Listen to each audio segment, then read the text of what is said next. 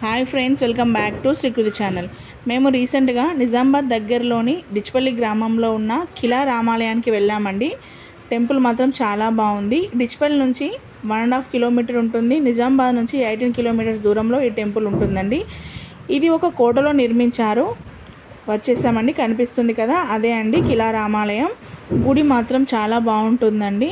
దీనిపైన కాకతీయ శిల్పకళ చాలా బాగా కనిపిస్తూ ఉంటుంది. ఇప్పుడు పైనకి వెళ్దాం.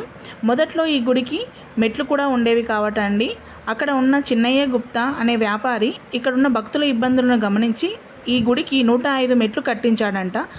ఈ గుడి కూడా చిన్నయ్య గుప్తా అనే వ్యాపారే నాకు సంతానం కలిగితే ఈ కోటలో నేను రాముల వారిని ప్రతిష్ఠిస్తానని మొక్కుకుంటే అతనికి సంతానం కలిగిందట. అందుకని అతను ఈ కోటలో రాముల వారిని ప్రతిష్ఠించాడంట. ఇటు రైట్ సైడ్లో వెళ్తే మనకు ఇక్కడ పిల్లలు ఆడుకోవడానికి చాలా మంచి స్పేస్ కూడా ఉందండి. ఇక్కడ కోతులు కూడా బాగానే ఉన్నాయి. ఇటు నుంచి ముందుకు వెళ్తే మనకు అక్కడ ముందుగా గణపతి కనిపిస్తాడు. అటు ముందుకు వెళ్తే మనకు నవగ్రహాలు కనిపిస్తాయి. అలాగే ముందుకు నడుచుకుంటూ వెళ్తే మనకి ఇక్కడ కృష్ణుని విగ్రహం కూడా కనిపిస్తుందండి. చాలా చక్కగా ఉంది. నాగుపాము పడగపై నాట్యం చేస్తున్న కృష్ణుడు. ఇది అండి కిలా రామాలయం కోట. ఇది డిచ్పల్లి నుండి 60 అడుగుల ఎత్తులో ఉన్న గుట్టపై ఉందండి ఈ కోట. ఇది 14వ శతాబ్దంలో కాకతీయులు నిర్మించారంట. ఇది ఒక విశ్రాంతి భవనంగా ఈ కాకతీయ రాజులు ఎక్కువగా వాడుకునేవారంట. ఇక్కడ వైకుంఠ ఏకాదశి కూడా చాలా ఘనంగా చేస్తారు. ఇక్కడ శని ఆదివారాల్లో పబ్లిక్ చాలా ఉంటారండి. మీకు ఆ టైంలో రావాలనిపిస్తే రావచ్చు, లేదా ప్రశాంతంగా ఉంది అనుకుంటే మిగిలిన రోజుల్లో రావచ్చు. ఈ కోటపై శిల్పకళ చాలా అందంగా ఉంటుంది. రామప్ప 1000 స్తంభాల గుడిపై ఏ విధంగా మనం శిల్పకళ చూస్తామో అదేవిధంగా ఈ కిలా రామాలయం కోటపై కూడా ఉంటుంది. ఇది గర్భగుడికి దారి. చూసారు కదా, సీతారాముడు లక్ష్మణుడు ఎంత చక్కగా మనకు కనిపిస్తున్నారో. ఈ చక్కని శ్రీరామచంద్రమూర్తులను దర్శించుకొని చాలా ప్రశాంతంగా అనిపిస్తుందండి. జై శ్రీరామ్.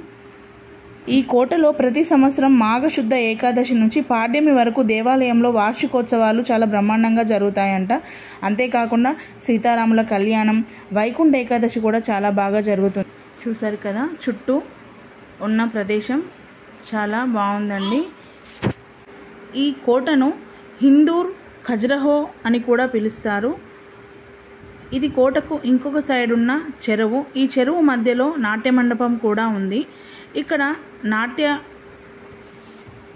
నర్తకిలు నాట్యం చేస్తూ ఉంటే రాజులు ఇక్కడ నుంచి వీక్షించేవారంట.